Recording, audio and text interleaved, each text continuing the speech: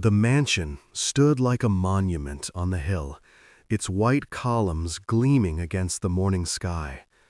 Marcus Sterling had built his empire from nothing, or so he told himself. Now, at 48, he owned more properties than he could count, commanded respect in boardrooms across the world, and lived in a palace that reflected his obsession with order and perfection.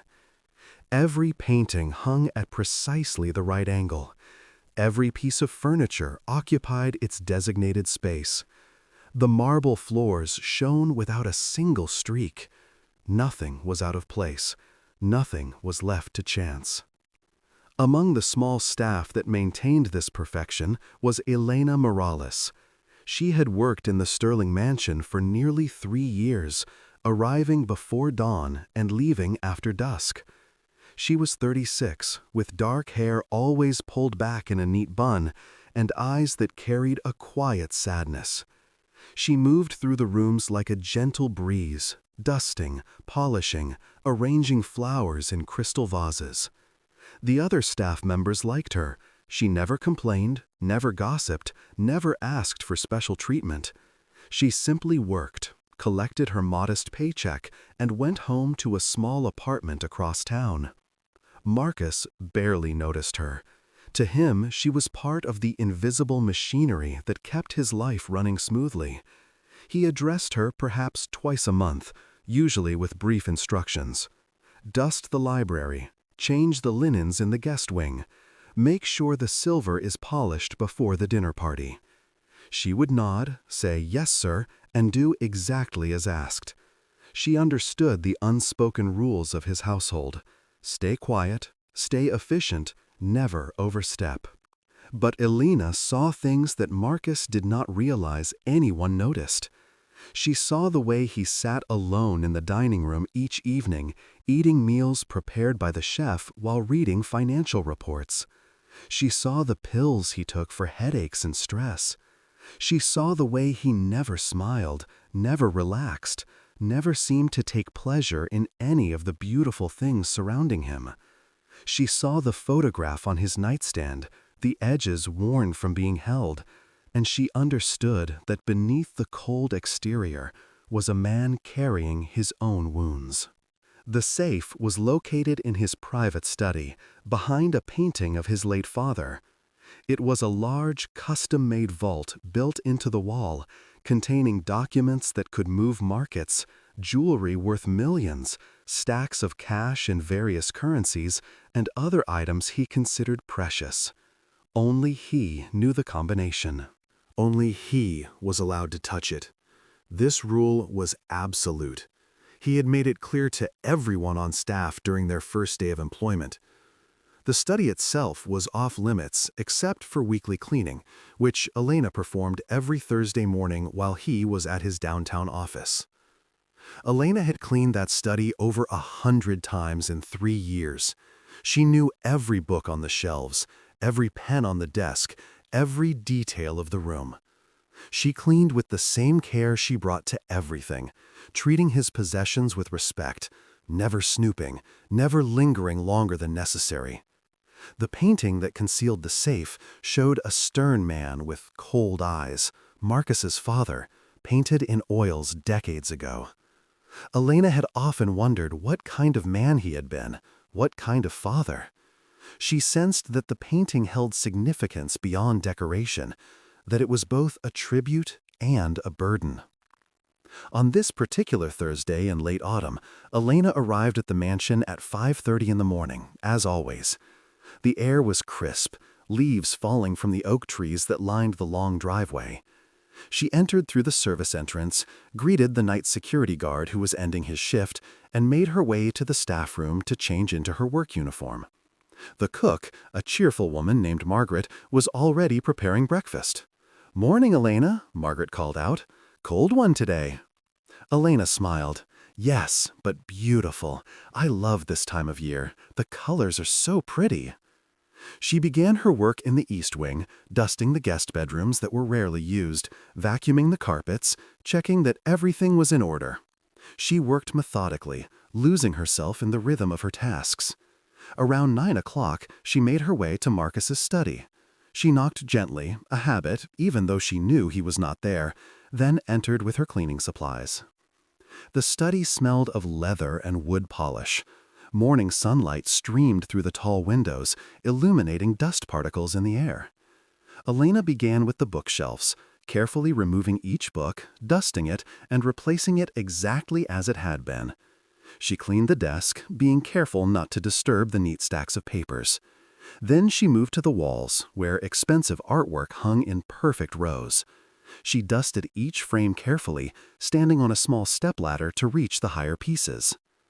When she came to the painting of Marcus's father, she paused.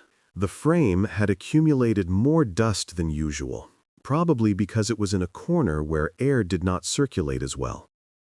She climbed her stepladder and began cleaning the ornate frame with a soft cloth. As she worked, she had to adjust the painting slightly to reach the edges. She was very careful, holding it steady with one hand while cleaning with the other. But the frame was heavier than she expected, and for a moment it tilted more than she intended. Her heart jumped. She quickly steadied it, making sure it was secure, then stepped back to check that it was straight. It looked fine. She had been careful. Nothing was damaged. She finished cleaning the rest of the study, swept the floor, emptied the small wastebasket, and left everything perfect. She did not think about the painting again. It had been a small moment, quickly resolved. She moved on to her other tasks, cleaning the grand staircase, polishing the silver in the dining room, arranging fresh flowers in the entrance hall. The day passed, as days always did, filled with work that was both physically demanding and strangely meditative. Marcus returned home earlier than usual that afternoon. A major acquisition deal had fallen through at the last minute, undermined by a competitor who had offered better terms. Marcus had been outmaneuvered, something that rarely happened, and his mood was dark. The failure stung not just because of the financial implications, but because it felt personal. He prided himself on being the smartest person in any room, the one who saw opportunities others missed. But today, someone had been smarter. Someone had beaten him. The feeling was intolerable. He entered through the front door, his jaw tight with anger. Harrison, the butler, took his coat with a sympathetic expression. He had worked for Marcus long enough to recognize the signs of a bad day. "Shall I have the chef prepare dinner early, sir?" Harrison asked quietly. Marcus shook his head curtly. "No, I will eat later. I have work to do." He strode toward his study, his footsteps sharp against the marble floor. He needed to retrieve a backup contract from the safe, an alternative deal he could pursue now that the primary opportunity had collapsed. He entered the study and closed the door behind him, welcoming the silence.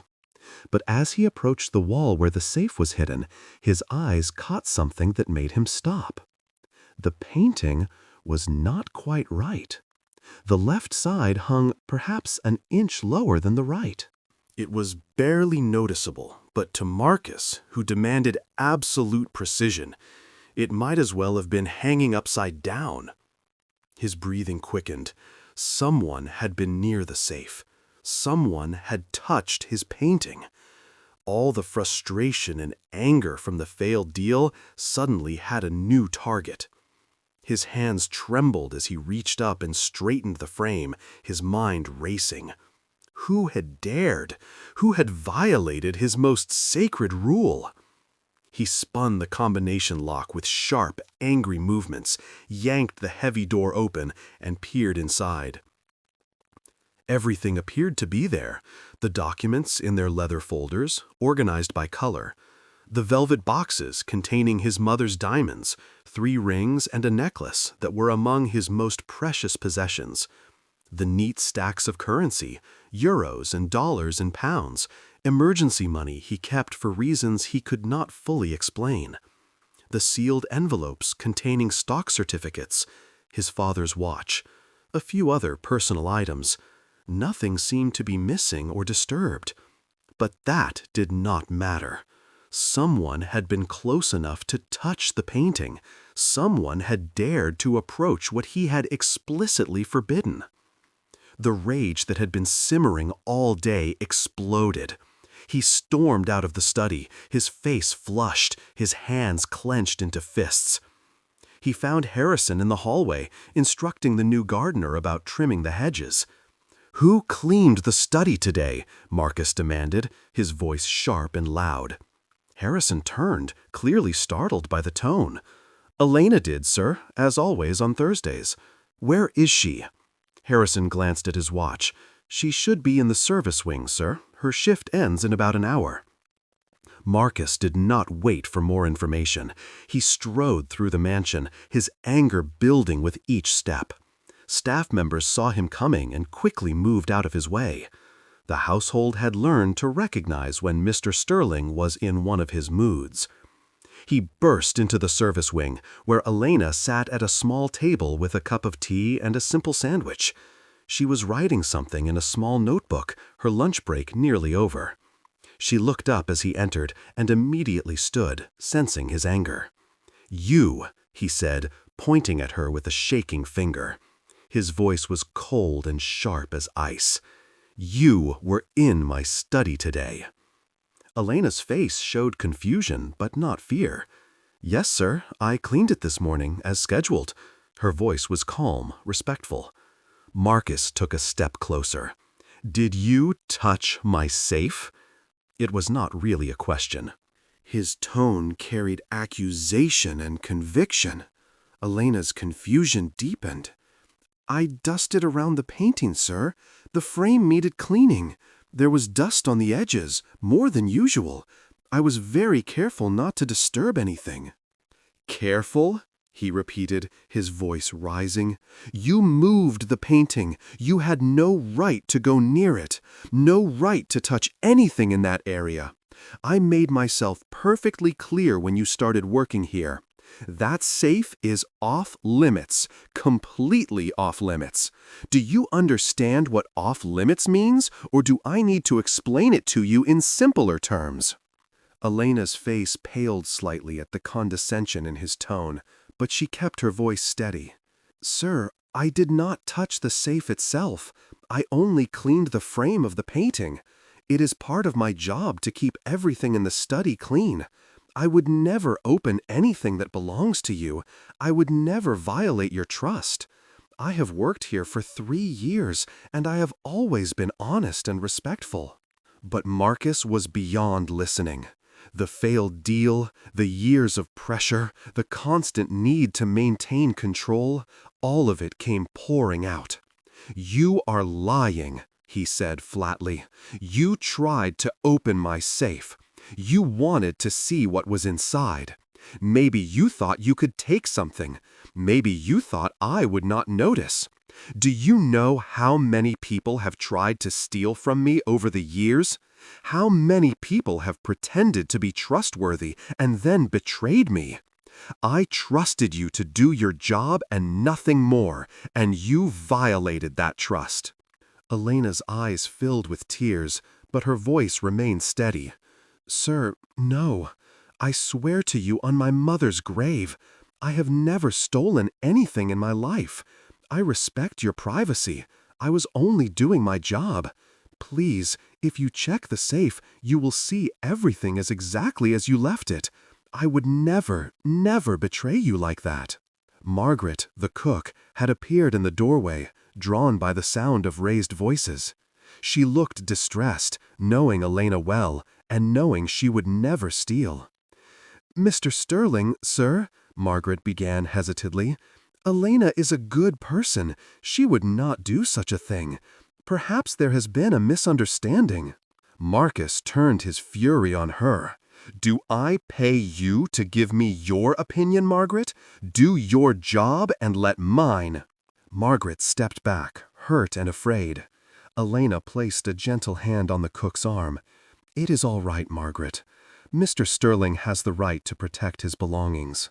"I understand his concern." She turned back to Marcus, her dignity intact despite the tears on her cheeks. "Sir, I apologize if I made you uncomfortable by cleaning the painting. It was not my intention to upset you. But I promise you, I have done nothing wrong. I have always tried to serve you well." Marcus felt a flicker of something, perhaps doubt, perhaps shame, but he pushed it away. His pride would not allow him to back down, to admit he might have overreacted. "I do not care what you say," he said coldly. "You broke the most important rule of this household. You betrayed my trust. As of this moment, you no longer work here. Collect your things and leave immediately." The silence that followed was heavy. Elena's face crumpled for a moment, all the dignity draining away as the reality hit her. She needed this job. She had bills to pay, a life barely held together by the modest paycheck Marcus provided. But she had also been raised with pride, taught never to beg, taught to accept hardship with grace. She wiped her face with the back of her hand and nodded slowly. "Yes, sir, I will collect my things." Her voice was barely above a whisper. Harrison had arrived now, standing in the doorway with an expression of deep distress. "Sir," he began, his voice careful and measured, "perhaps we should discuss this. Elena has been with us for 3 years. Her record is impeccable. She has never given us any cause for concern. Perhaps if we all took a moment to calm down, we could resolve this situation differently." Marcus spun to face him. "Are you questioning my decision, Harrison?" Harrison straightened his shoulders. "I would never question your authority, sir. I am simply suggesting that perhaps in the heat of the moment, things may seem different than they are. A thorough check of the safe might reveal that nothing is actually wrong." Marcus's voice dropped to a dangerous quiet. "Harrison, you have worked for me for 15 years. I value your service. But if you continue to question my judgment, you will be joining Miss Morales in the unemployment line. Do I make myself clear?" Harrison's face went carefully blank. "Perfectly clear, sir. Shall I call security to escort Miss Morales from the property?" Marcus nodded curtly. "Yes, and make sure she takes nothing but her personal belongings. I want her out within the hour." Elena had not moved during this exchange. She stood there, tears streaming silently down her face, her hands clasped in front of her. She did not look angry. She looked profoundly sad, as if something precious had been broken. She met Marcus's eyes one last time. "I forgive you," she said softly. The words were so unexpected, so incongruous with the situation, that Marcus actually stepped back. "What did you say?" he asked. Elena repeated, more clearly, "I forgive you. I do not know what pain you are carrying that makes you treat people this way, but I forgive you for it. I will pray for you, Mr. Sterling. I hope you find peace." The words hit Marcus like a physical blow, but he refused to show it. He turned away from her. "Get her out of here," he said to Harrison, then walked quickly from the room, his heart pounding strangely in his chest. Within 40 minutes, Elena had gathered her few personal items from her locker. A change of clothes, carefully folded, a small photo of her mother, taken years ago when they had both been happy, before the illness. A worn rosary that had belonged to her grandmother, a paperback book she had been reading during lunch breaks. 2 security guards stood by, their faces carefully neutral, but their eyes sympathetic. They knew Elena. They had shared coffee with her on cold mornings, laughed at her gentle jokes. They did not believe she was a thief. But they also knew better than to voice their opinions. "Are you all right, Miss Morales?" one of them asked quietly as she closed her locker. Elena nodded, though fresh tears spilled down her cheeks. "I will be fine. Thank you for your kindness." She walked out through the service entrance, the same door she had used every morning for 3 years. She did not look back at the mansion, at the beautiful grounds she had loved, at the home that had never really been hers. She simply walked down the long driveway, past the manicured gardens where she had sometimes stopped to admire the roses, past the marble fountain that sparkled in the afternoon sun, and out through the front gate. The walk to the bus stop was long. Elena had always taken the bus to work, unable to afford a car. As she waited on the bench, her small bag beside her, she thought about what she would do next. Her savings were minimal. She had been putting aside every spare dollar for the scholarship fund, living as frugally as possible. She had perhaps enough to cover rent and food for 2 months, if she was very careful. Then she would need to find another job. But without a reference from Marcus Sterling, who would hire her? He was powerful, influential. If he chose to speak badly of her, to hint that she was untrustworthy, she would be unemployable in any decent household. The bus arrived and she climbed on, finding a seat near the back. As the bus pulled away, carrying her back to her modest life, she opened her purse and pulled out the small notebook she had been writing in when Marcus confronted her. It contained drafts of the letter she had been planning to give him at the end of the month when she resigned, the letter that explained everything.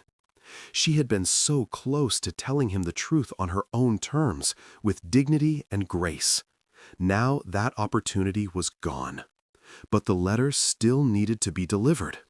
She had known, from the moment she recognized his name 3 years ago, that eventually she would have to tell him who she was, what his actions had cost her family. She had prayed about it, struggled with it, finally found peace with it. The letter was not about revenge or bitterness. It was about truth and forgiveness. It was about setting both of them free from the past. She would find a way to make sure he received it, even if it meant leaving it somewhere in the mansion where it would eventually be found. Then she remembered.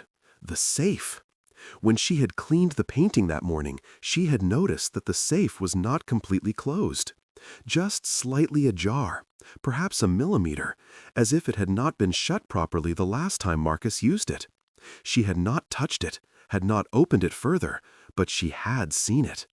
And in that moment, an idea had come to her.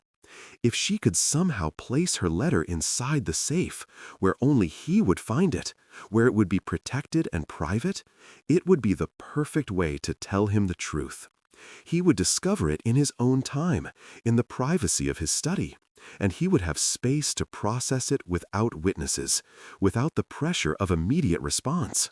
But how could she do it now? She had been fired, escorted from the property. She had no way to access the mansion, much less the study, much less the safe. She sat on the bus, watching the city pass by through tear-blurred eyes, trying to think. Then she remembered something else.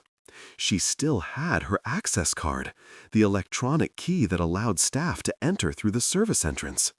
In the chaos of her firing, no one had thought to ask for it back. It was in her purse right now, a small piece of plastic that could give her one last entry into the Sterling mansion. The idea was risky. If she was caught, she could be arrested for trespassing, possibly for attempted theft. Marcus would certainly press charges. But something inside her insisted that the letter needed to be delivered, that this was the only way to complete what she had started 3 years ago, when she chose forgiveness over bitterness. She got off the bus at her apartment stop, but instead of going inside, she stood on the sidewalk, thinking. She knew Marcus's schedule. He attended a weekly dinner meeting every Thursday evening at his private club downtown. He would leave the mansion around 6 and not return until 9 or 10. That gave her a window of opportunity. The night security guard, Tom, was a kind man who often spent the first hour of his shift checking the perimeter grounds. If she timed it right, she could slip in through the service entrance, make her way to the study, leave the letter in the safe, and leave without being seen. It was foolish. It was dangerous. But it was also necessary. Elena went inside her apartment and sat at her small kitchen table. She pulled out the notebook and read through the draft of her letter. It needed to be rewritten, made cleaner, more final. She had been planning to add a few more sentences about her hopes for his future, but now she did not have time. She found a piece of nice stationery she had been saving for a special occasion, a going-away gift from her mother years ago. She sat down and began to write the letter by hand, carefully, neatly, pouring her heart onto the page. "Dear Mr. Sterling," she began, and the words flowed. She told him about her father, about the incident 24 years ago, about the consequences that had rippled through her family. She told him about her mother's long illness and final words.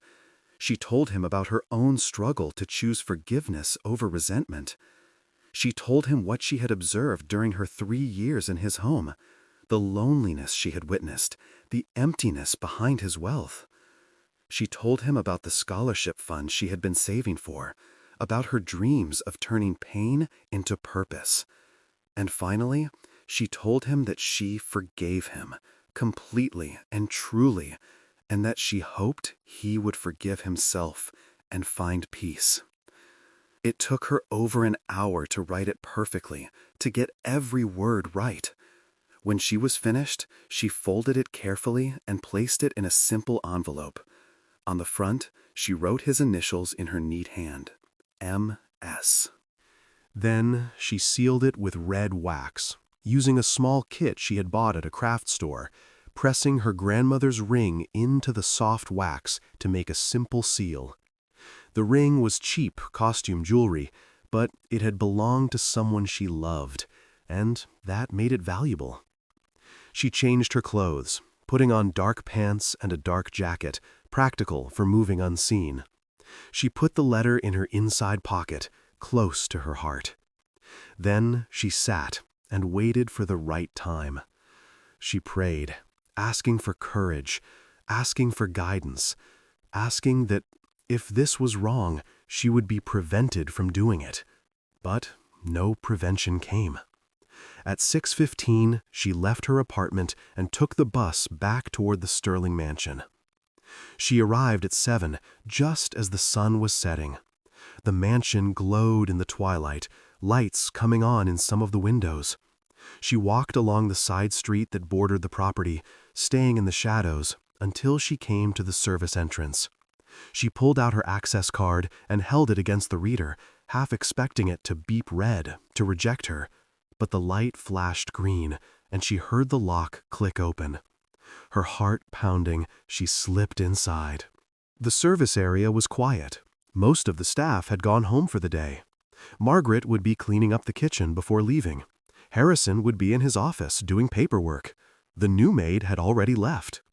Elena moved quietly through the familiar hallways, her soft-soled shoes making no sound on the tile floor. She reached the main part of the house and paused, listening. Silence. She made her way up the back staircase, the one the staff used, and emerged on the second floor near Marcus's private wing. From there, she could access the study without passing through the main areas where she might be seen. She reached the study door and tried the handle. Locked. Her heart sank. But then she remembered that Harrison kept spare keys in his office, neatly labeled and organized. It would mean backtracking, more risk of being seen, but she had come this far. She made her way back down the stairs and towards Harrison's office. The door was closed, but not locked. She slipped inside, went directly to the key cabinet, and found the one labeled study. She took it, whispered a promise to return it, and made her way back upstairs. This time, the study door opened. She entered quickly and closed it behind her, leaning against it for a moment while her heart raced. She was really doing this.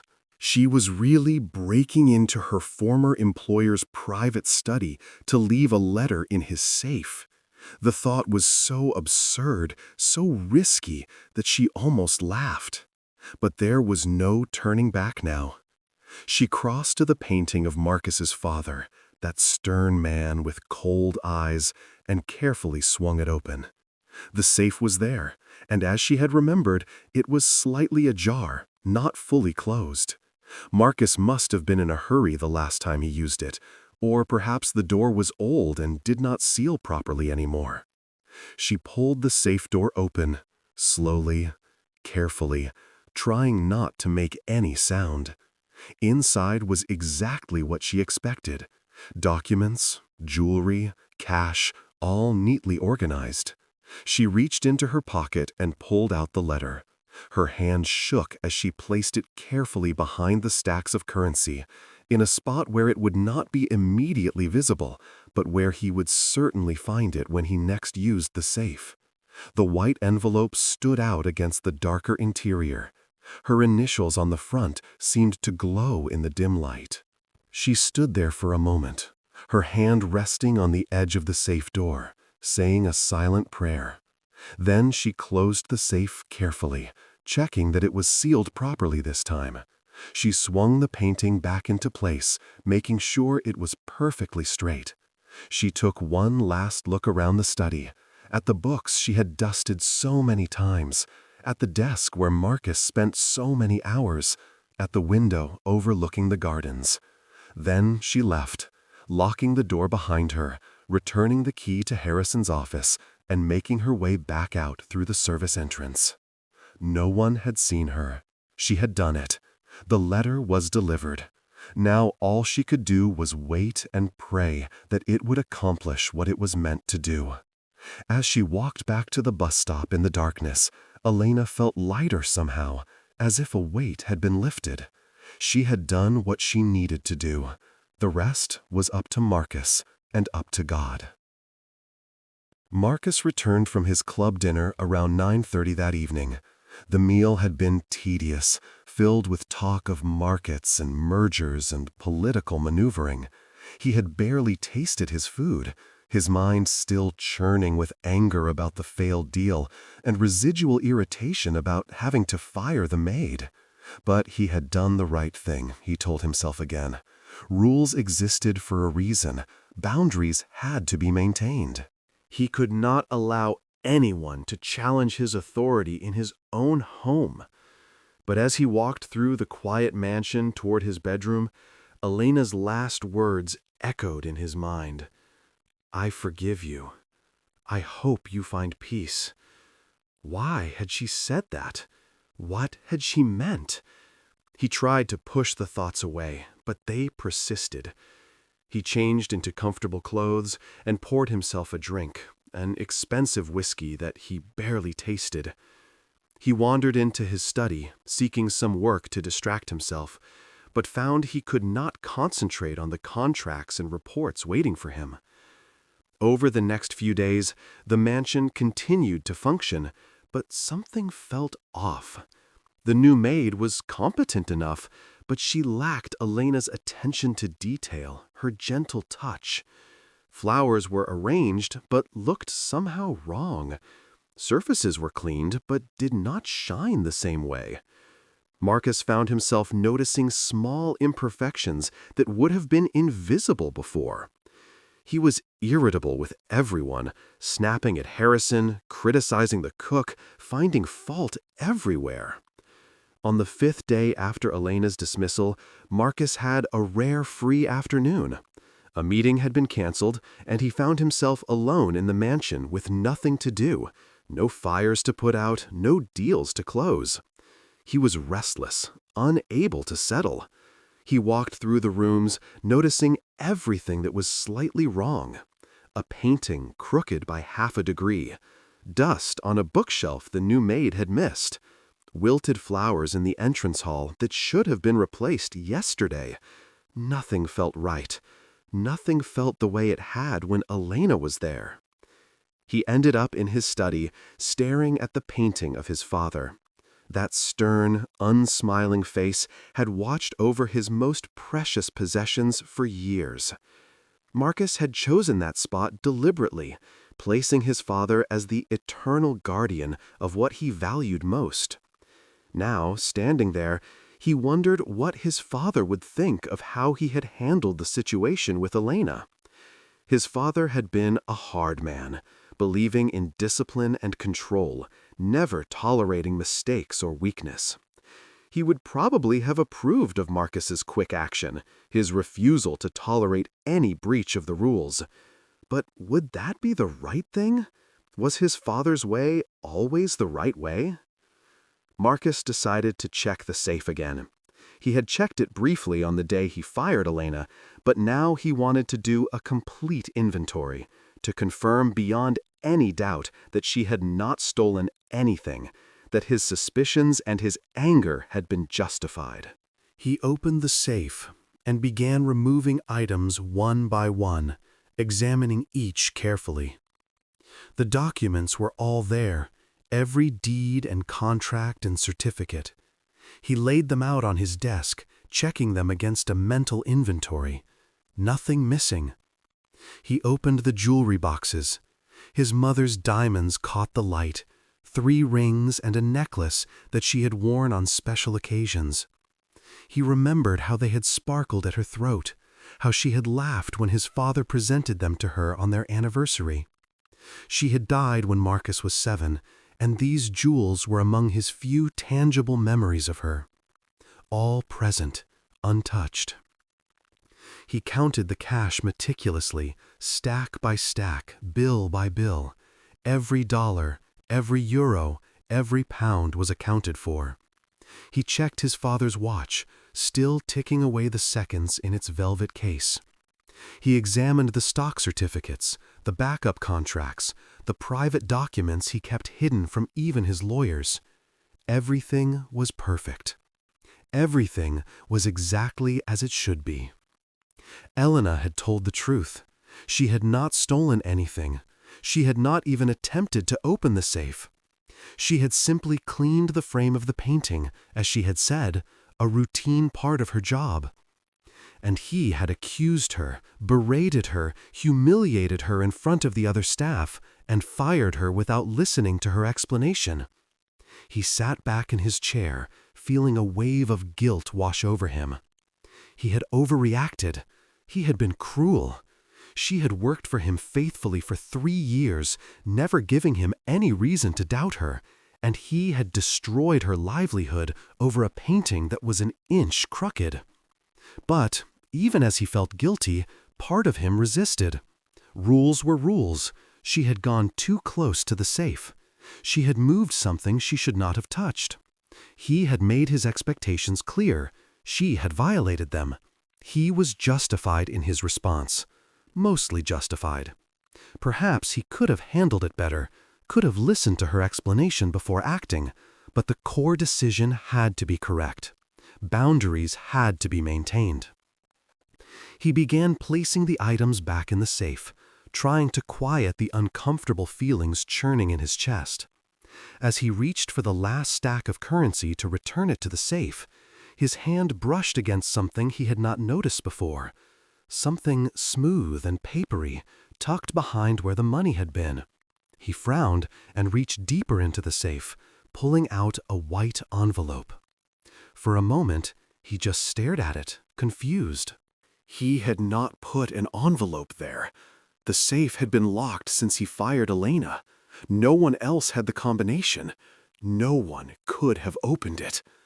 But there it was, undeniably real in his hand, with his initials written on the front in neat, careful handwriting that he recognized as Elena's. His hands began to shake. His breath came short. The envelope felt heavy, weighted with significance. He turned it over and saw the red wax seal pressed with what looked like a cheap ring. She had somehow put this here. Somehow she had accessed his safe and left him a letter. His first thought was anger, a return of the fury that had consumed him when he discovered the crooked painting. She had opened his safe. She had actually done what he accused her of. But then a quieter voice asked, if she opened it, why did she not take anything? Why leave a letter instead of stealing what she could have easily taken? He sat there for a long time, holding the envelope, afraid to open it, afraid of what it might contain. Finally, he broke the seal carefully, his fingers trembling. He pulled out the letter inside, unfolded it, and began to read. The handwriting was the same as on the envelope, neat and careful and feminine. "Dear Mr. Sterling," it began, and as Marcus read, the world shifted beneath him. She told him about her father, Roberto Morales, the mailroom worker whose name he had buried deep in his memory. The incident came rushing back with painful clarity. He had been 24, hungry for success, willing to bend the rules. He and two colleagues had obtained insider information about a merger. They had planned to profit from it. A mailroom worker had seen them and reported it. The worker had been fired to protect the young executives. Marcus had been given a warning and then quietly promoted. The incident had been swept away, forgotten, until now. She told him about the consequences for her family, the blacklisting, the poverty, the stress, her father's decline and death at 55, her mother's long struggle, working 3 jobs, the eventual illness and death, the scholarships that never happened, the college dreams that died, the years of barely surviving. All of it traceable back to that one night 24 years ago when Marcus had made a selfish, illegal choice and an innocent man had paid the price for reporting it. Tears blurred Marcus's vision. He wiped them away roughly, but they kept coming.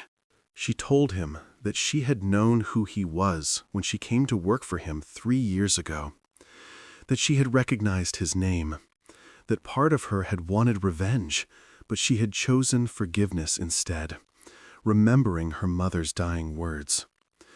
She told him how she had watched him during those 3 years, seeing his loneliness and emptiness, praying for him, hoping he would find peace.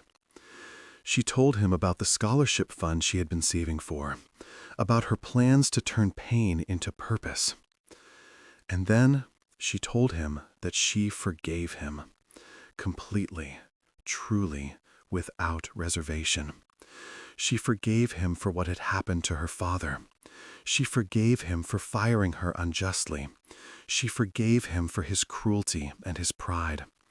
She hoped he would forgive himself and find the peace that his wealth could never provide. The words pierced Marcus like arrows, each sentence stripping away another layer of the armor he had built around his heart. He thought about Roberto Morales, a man he had never met, a man whose name he had barely remembered, a man whose death he had inadvertently caused. He thought about the young woman who had cleaned his house for 3 years, carrying this knowledge, choosing kindness over bitterness, praying for him instead of cursing him. He thought about his own life, the empire he had built, the wealth he had accumulated. What had it all been for? Who had he helped? Who had he lifted up? He had spent 24 years building his fortune, and in that same time, a family had been destroyed by his actions. A man had died, a widow had worked herself to death, and children had been denied the futures they deserved. And he had never known. He had never checked. He had never cared enough to find out what happened to the mailroom worker who had been fired to protect him. The sobs came then, deep and wrenching, from a place inside him that he had locked away decades ago. He wept for Roberto Morales and his family. He wept for Elena and her mother. He wept for the boy he had been, hungry and ambitious, and so willing to sacrifice others for his own gain. He wept for the man he had become, rich and powerful and utterly alone. He wept for his own father, cold and demanding, who had never shown him love, who had taught him that winning was all that mattered, that weakness was unforgivable, that emotions were for lesser men. He thought about his mother, dead so young, leaving him with a father who saw him only as a reflection of his own ambition. He thought about the photograph on his nightstand, the one piece of evidence that someone had once held him with pure, unconditional love.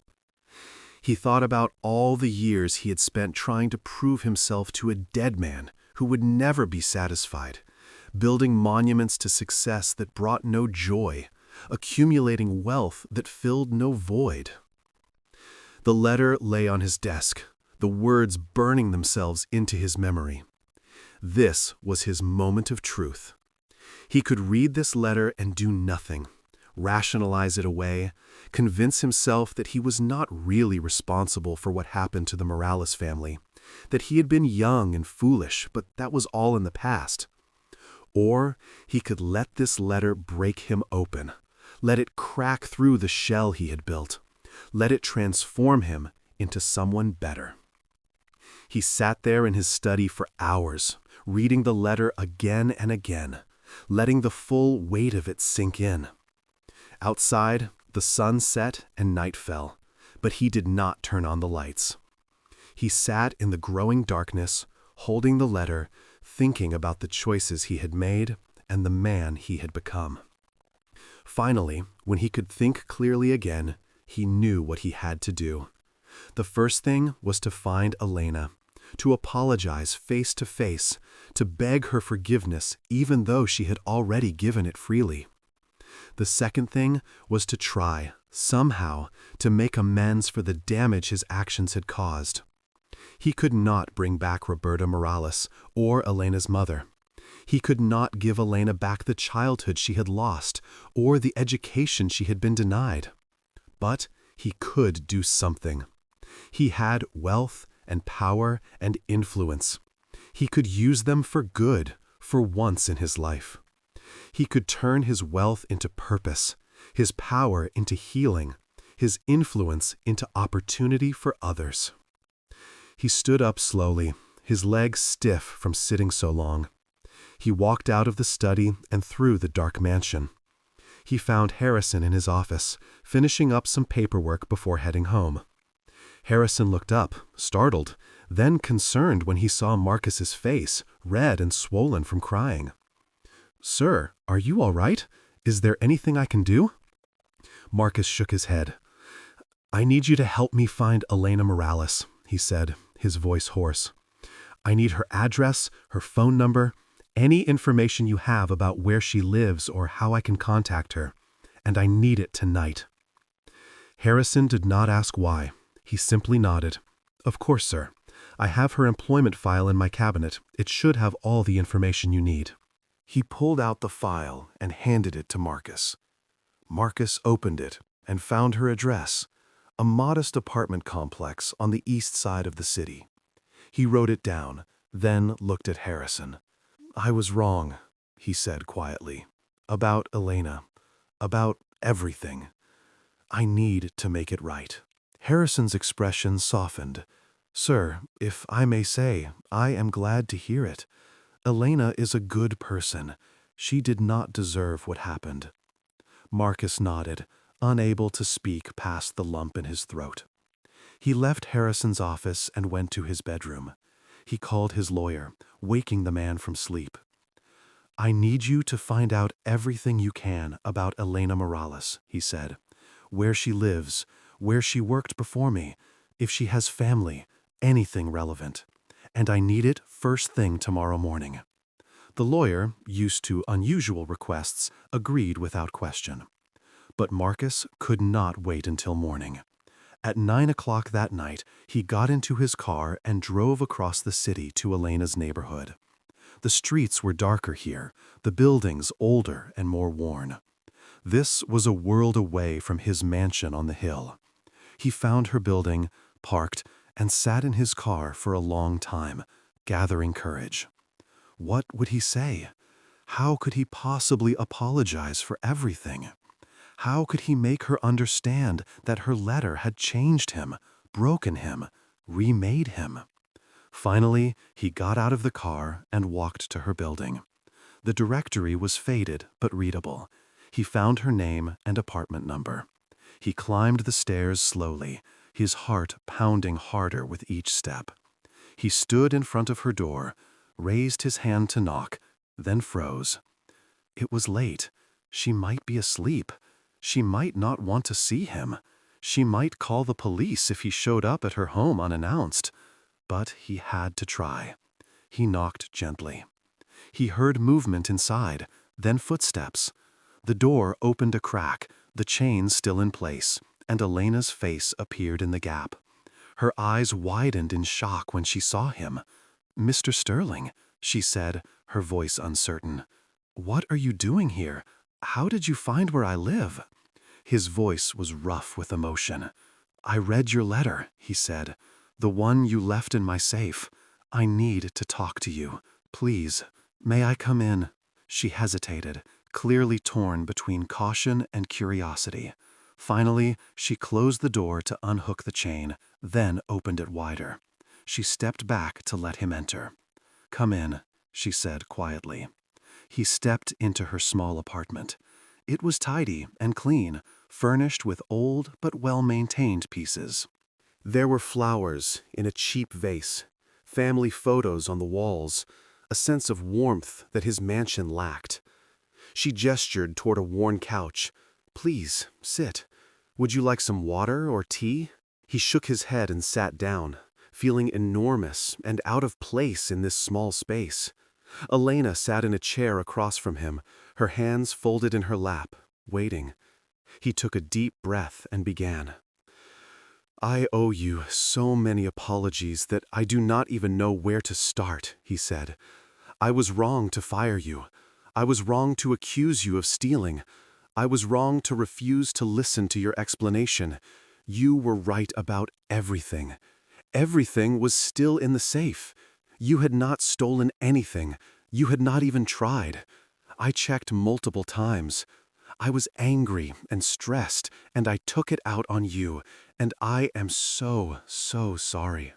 Elena nodded slowly. "Thank you for saying that," she said. "I appreciate your apology." But Marcus was not finished. "There is more," he said, "much more. Your letter, what you wrote about your father, about Roberto Morales. Elena, I remember that incident now. I had pushed it out of my mind for years, buried it deep, because it was ugly and shameful, and I did not want to think about it.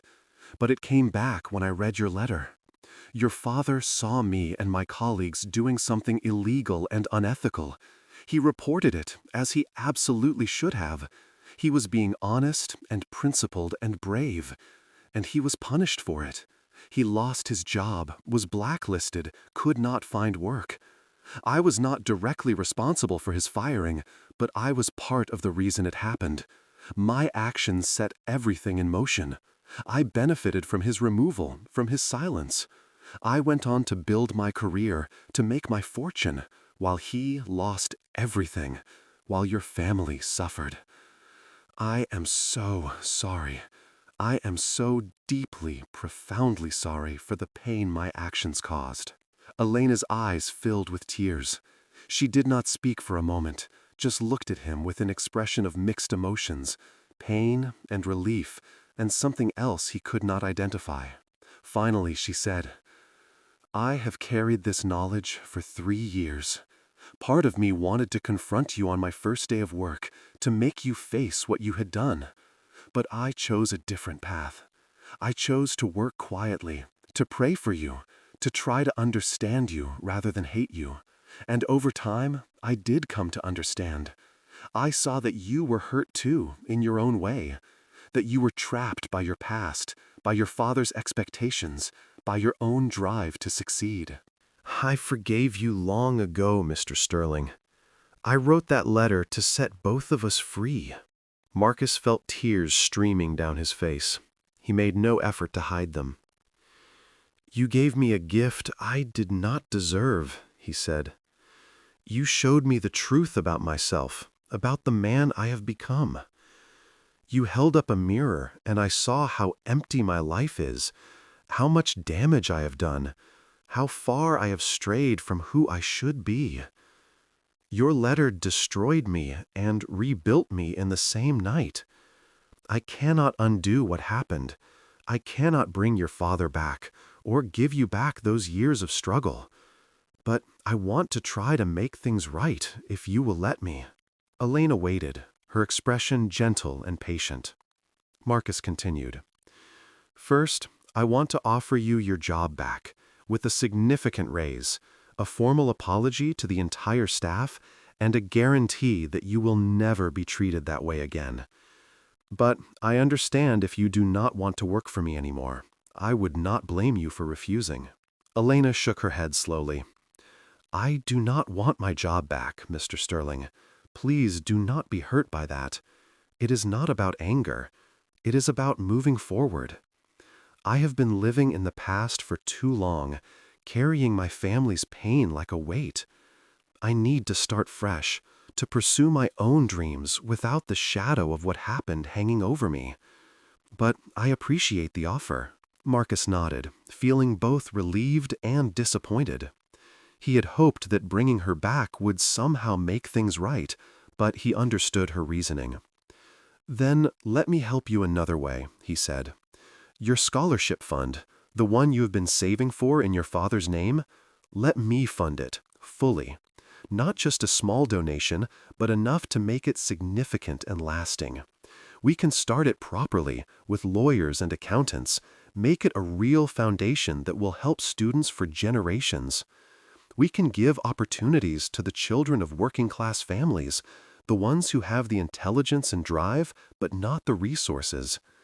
We can turn your family's tragedy into something meaningful and beautiful. Please, let me do this." Elena looked at him with wide eyes. "Mr. Sterling, that is incredibly generous, but I could not possibly accept such a large gift from you. It would not feel right. It would feel like charity, or like you were buying forgiveness that I have already given freely." He leaned forward, his voice urgent. "Please," he said, "not for your forgiveness, because you have already given me that. Not to make myself feel better, though it would do that too, but to honor your father's memory, to make amends in whatever small way I can, and to prove to myself that I can be better than I have been. You said in your letter that it is never too late to become the person I was meant to be. Help me do that, Elena. Give me the chance to do something good with all this wealth I have accumulated. Give me a purpose beyond making more money. Give me a way to turn all this privilege and power into something that actually helps people." Elena was crying openly now, tears streaming down her cheeks. She wiped them away with her hands. "Why do you want to do this?" she asked. "Is it really about helping others, or is it about easing your own guilt?" Marcus sat back, considering the question seriously. "It is both," he admitted. "I cannot lie and say my guilt is not a factor. It is. I feel terrible about what happened to your family, and this would help ease that guilt. But it is also something more. Your letter woke me up, Elena. It made me see that I have been sleepwalking through my life, accumulating wealth without purpose, building an empire, but living in a prison. I want to change. I want to use what I have to actually make a difference. I want my life to matter for something beyond the numbers in my bank account. And I want to honor your father, a man I never met, but who had more integrity in his little finger than I have in my entire body. Please, let me do this." They talked for over an hour that night. Elena told him more about her father, painting a picture of a kind, principled man who had believed in doing the right thing even when it cost him. She told him about her mother, who had worked 3 jobs and never complained, who had taught her children to be kind and forgiving, even in the face of injustice. She told him about her childhood, the years of struggle, the dreams deferred, the pain of watching her parents suffer and being helpless to ease their burden. Marcus told her about his own childhood, about his mother dying when he was 7, about his father's coldness and impossible standards. He told her about the driven young man he had been, so desperate to succeed that he lost his moral compass. He told her about the lonely decades that followed, the endless work, the empty achievements, the hollow victories. He told her about the photograph on his nightstand, the one reminder that he had once been loved unconditionally. They discovered they had both been shaped by loss and pain. They found common ground in their wounds and in their longing for something better.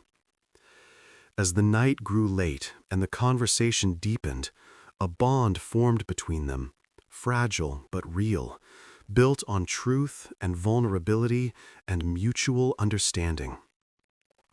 Before he left, Marcus made Elena promise to meet with him and his lawyer the following week to discuss the scholarship fund.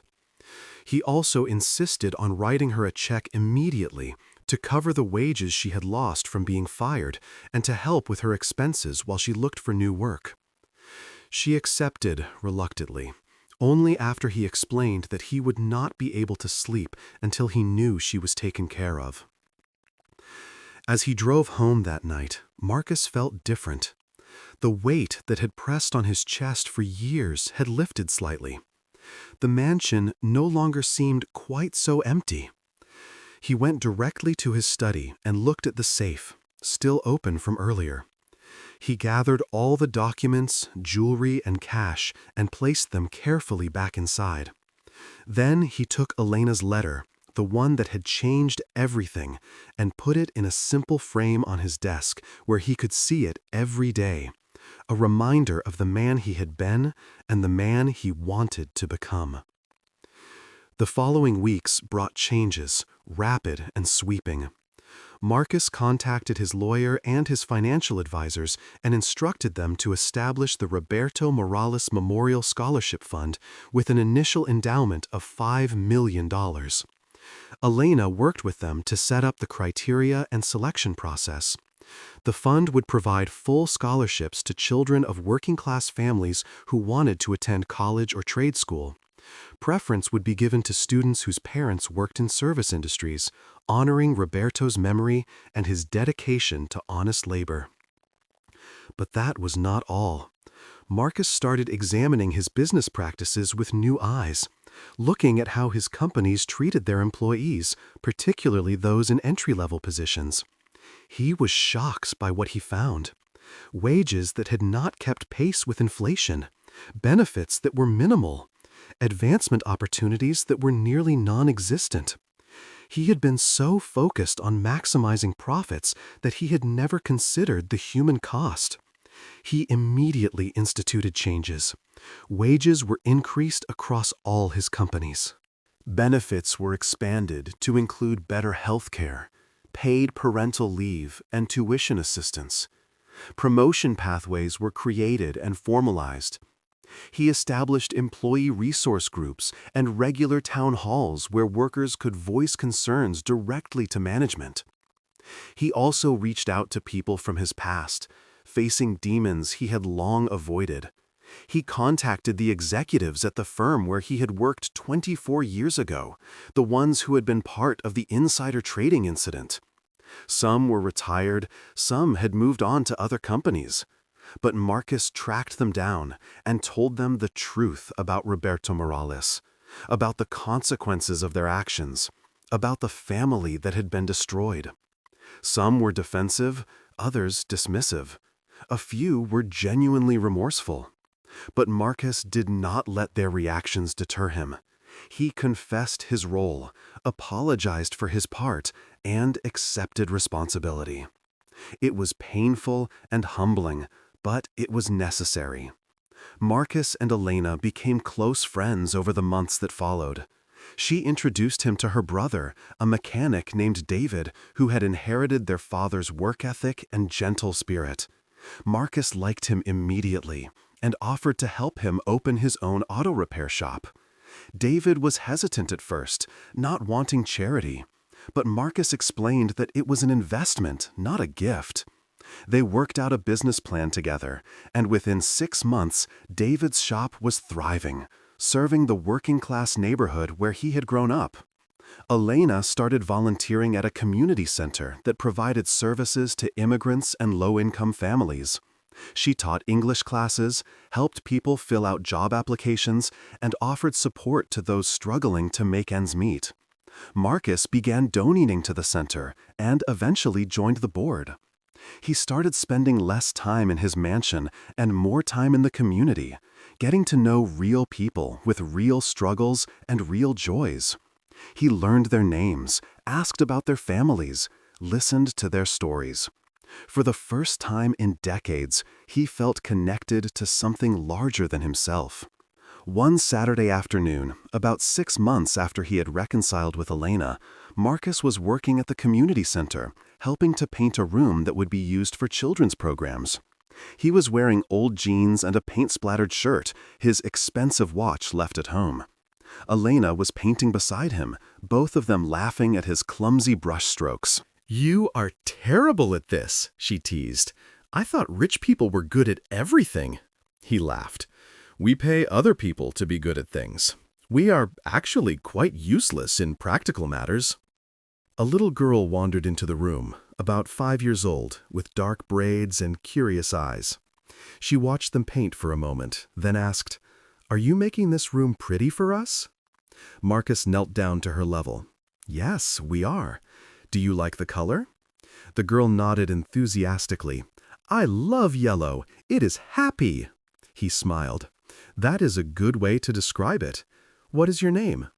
"Maria," the girl said. "I come here with my mama for English class. Miss Elena is our teacher. She is very nice." Marcus glanced at Elena, who was watching the exchange with a soft expression. "Yes, she is," he agreed. "She is the nicest person I know." Maria studied him with the direct honesty of children. "Are you nice too?" she asked.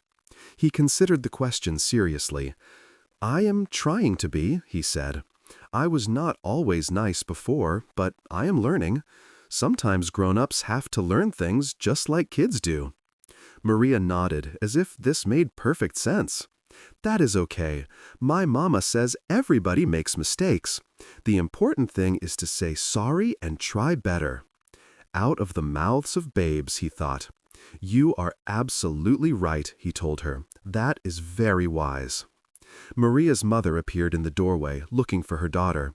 She apologized for the interruption, but Marcus waved it off. No apology needed. Maria was just teaching me something important. The mother smiled, took her daughter's hand, and led her away. Marcus stood there for a moment, watching them go, feeling something shift inside him. This was what mattered. Not board meetings and stock prices and real estate deals, but this. Children who needed safe places to learn and play. Families who needed support and opportunity. Communities that needed investment and care. He turned to Elena. "Thank you," he said. She looked puzzled. "For what?" "For showing me what really matters. For being patient with me while I figured it out. For not giving up on me even when I gave you every reason to." She smiled and squeezed his arm gently. "You did the hard work, Marcus. You chose to change. I just pointed you in the right direction. Many people would have read that letter and done nothing. But you let it break you open. You let it transform you. That takes real courage." He shook his head. "It did not feel like courage. It felt like I did not have any other choice. I was dying inside, and your letter showed me the way back to life." She picked up her paintbrush again. "Well, however it happened, I am glad. My parents would be happy to see what we have built together. They would be proud that their suffering led to something beautiful, instead of just ending in bitterness." As the first anniversary of the scholarship fund approached, Marcus and Elena planned a celebration. They decided to hold it at the mansion, opening the grounds to the community, inviting the first cohort of scholarship recipients and their families. Marcus was nervous about hosting such an event. His mansion had always been a fortress, a place of privacy and control. But he was learning to let go of control, to open his life to others, to share what he had been given. The day of the celebration was perfect, sunny and warm with a gentle breeze. The gardens were decorated with lights and flowers. Long tables held food prepared by Margaret and several other cooks Marcus had hired for the occasion. There was music from a local band, games for children, and an area where scholarship recipients could display projects they had been working on. Over 200 people attended, filling the mansion grounds with laughter and conversation and life. Marcus stood on the terrace, looking out at the crowd, and felt tears prick his eyes. A year ago, this place had been a tomb, beautiful but dead. Now it was alive, filled with people and purpose and joy. Elena came to stand beside him. "Quite a change," she said. He nodded. "I never imagined my home could feel like this, like it actually means something, like it is more than just an expensive box where I sleep." She smiled. "That is what happens when you share what you have. It multiplies instead of just sitting there. A wise person told me once that the things that matter most cannot be locked in a safe. You have learned that lesson well." They went down to mingle with the guests. Marcus met the scholarship recipients one by one, learning their names and their stories and their dreams. There was Maria, no relation to the little girl from the community center, who wanted to become a nurse and take care of people the way doctors had taken care of her sick grandmother. There was James, who wanted to study engineering and design better prosthetics after his uncle lost a leg in an accident. There was Yasmin, who wanted to be a teacher in the neighborhood where she had grown up, giving back to the community that had supported her family when they arrived as refugees. Each story moved Marcus deeply. These were the lives that would be changed by the fund, the futures that would be made possible. This was what his wealth could do if he used it wisely and generously. This was legacy that actually mattered. As the afternoon turned to evening and the lights came on in the garden, Marcus made a short speech. He thanked everyone for coming. He talked about the importance of education and opportunity. And then, with Elena's permission, he told them a story. He told them about a maid who had worked in his house, who had served with quiet dignity and grace. He told them how he had wronged her, how he had fired her unjustly, how he had treated her with arrogance and cruelty. He told them about the letter she had left in his safe, the letter that had revealed a truth he had been hiding from for 24 years. The crowd listened in complete silence, moved by his honesty and vulnerability. When he finished, he said, "This scholarship fund exists because Elena Morales taught me that true wealth is not measured in dollars or possessions, but in the lives we touch and the good we do." Her father, Roberto Morales, was a man of integrity who paid a terrible price for doing what was right. This fund honors his memory and his values. It exists to help families like the Morales family, working people who believe in education and opportunity, but who need support to make their dreams possible. Every scholarship we give, every student we help, is a testament to Roberto's life and to Elena's forgiveness and to the truth that it is never too late to become better than we have been. When he stepped back, there was a moment of profound silence, and then applause began. Not loud or enthusiastic, but deep and genuine. The kind of applause that comes from shared emotion and recognition of truth. Elena stood beside him, tears streaming down her face, and the crowd could see the bond between them, the mutual respect and love that had grown from pain and forgiveness. That night, after everyone had gone home and the caterers were cleaning up, Marcus and Elena sat together in the study. The letter, still in its frame, sat on the desk between them. "You changed my life," Marcus said simply. "You saved me from myself." Elena shook her head. "We saved each other. You gave my family's suffering meaning. You turned our pain into something that will help hundreds of people. That is a gift I can never repay." He reached across and took her hand. "You already repaid it 1,000 times over. You taught me how to be human again. You taught me that forgiveness is possible, that change is possible, that it is never too late. Those are the most valuable lessons anyone has ever given me." They sat in comfortable silence, Two people from completely different worlds who had found connection through suffering and redemption. Outside the windows, the mansion grounds were dark now, the party over, the guests gone. But the impact of what had happened would ripple outward for years to come. The students who received scholarships would go on to careers and families of their own. They would give back to their communities, lift up others, spread the blessing they had received. The employees whose wages had been increased would have more stability, more opportunity, better lives. The changes Marcus had instituted in his companies would affect thousands of people, improving working conditions, creating advancement pathways, treating people with dignity and respect. But the deepest change was in Marcus himself. He was not the man he had been a year ago. That man had been trapped in a prison of his own making, isolated by wealth and pride and fear. This man was free, connected to others, living with purpose and meaning. He was not perfect. He still struggled with impatience and control.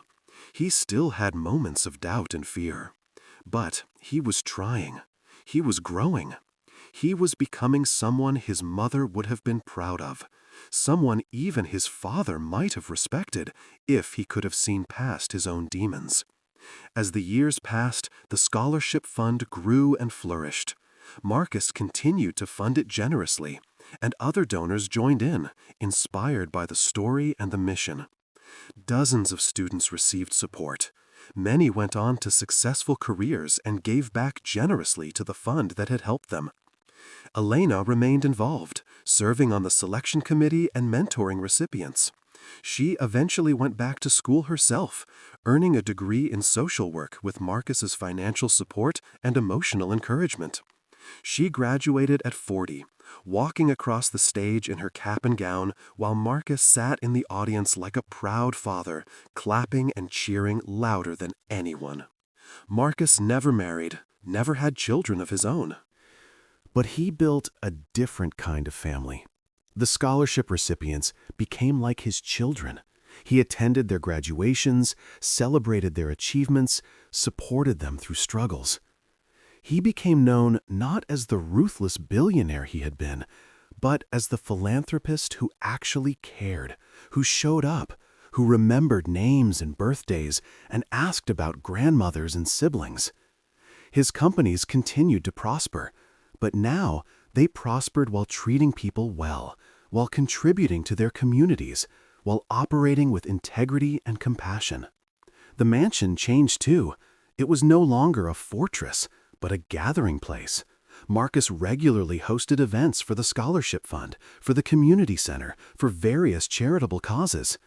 The rooms that had been empty and cold became filled with laughter and conversation. The gardens were used for picnics and celebrations. Children played on the lawns where Marcus had once insisted on perfect, undisturbed grass. The house became what it should always have been, not a monument to one man's success, but a place of welcome and generosity and shared joy. On the 10th anniversary of the Scholarship Fund, a grand celebration was held. Over 100 scholarship recipients attended, along with their families and supporters. Some of the earliest recipients had already graduated from college and started careers. They came back to share their success stories, to thank Marcus and Elena, to celebrate how far they had come. There was music and food and laughter. There were speeches and toasts and tears of joy. Marcus stood on the terrace where he had stood so many times before, but now he was surrounded by people he loved, by lives he had helped change, by evidence that his wealth had been used for good. Elena stood beside him, older now, but still beautiful in her quiet way, still the moral compass that had guided him back to himself. "How does it feel," she asked, "to see all this, to know that you made this possible?" He looked out at the crowd, at the smiling faces and happy families, at the young people who would go on to make their own contributions to the world. "It feels like coming home," he said, "like finding the thing I have been searching for my whole life without knowing what it was." She nodded. Your mother would be proud. He felt tears sting his eyes. I hope so. I hope she can see this somehow. I hope she knows that her son finally became someone worth being proud of. Elena squeezed his hand. I think she knows. I think both are parents now, and I think they are at peace. As the party continued into the evening, as the stars came out and the lights twinkled in the gardens, Marcus thought about the journey that had brought him here. It had started with anger and accusation, with a crooked painting and a fired maid. It had continued through shame and revelation, through the pain of facing his own failures and the grace of undeserved forgiveness. It had led him here, to this moment, surrounded by the fruits of redemption. He thought about the letter that had changed everything, the simple white envelope with his initials on the front, the words written in neat handwriting that had demolished his defenses and rebuilt his life.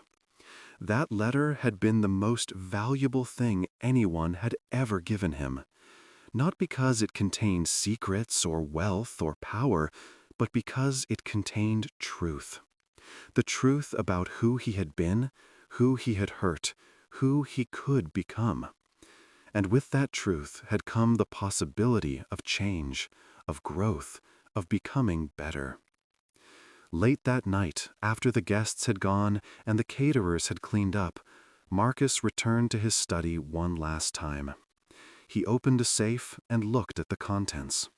Among the documents and valuables were dozens of letters now, thank you notes from scholarship recipients, messages from people whose lives had been touched by the fund, photos from celebrations and graduations and milestones. But at the center, in its place of honor, was Elena's original letter, preserved carefully, the words still as powerful as the day he first read them. He read it again, as he did often, letting the words wash over him. Dear Mr. Sterling, the story of his father, the history of pain, the choice of forgiveness, the hope for his redemption. And at the end, the simple, powerful words, I forgive you. May you find peace. He had found peace. Not immediately, not easily, but gradually over the years. He had found it in the work of making amends, in the joy of helping others, in the deep satisfaction of using his wealth and power for good instead of merely for accumulation. He had found it in friendship with Elena and her brother, in relationships with the scholarship recipients, in connections with the community he had once ignored. He had found it in becoming, finally, the man he was meant to be. He closed the safe gently and locked it. Inside were his true treasures, not gold or stocks or jewels, but evidence of lives changed, of love given and received, of redemption earned through humility and hard work. These were the things worth protecting, the things worth keeping. As he turned off the light and left the study, Marcus Sterling felt complete. He had been broken and remade.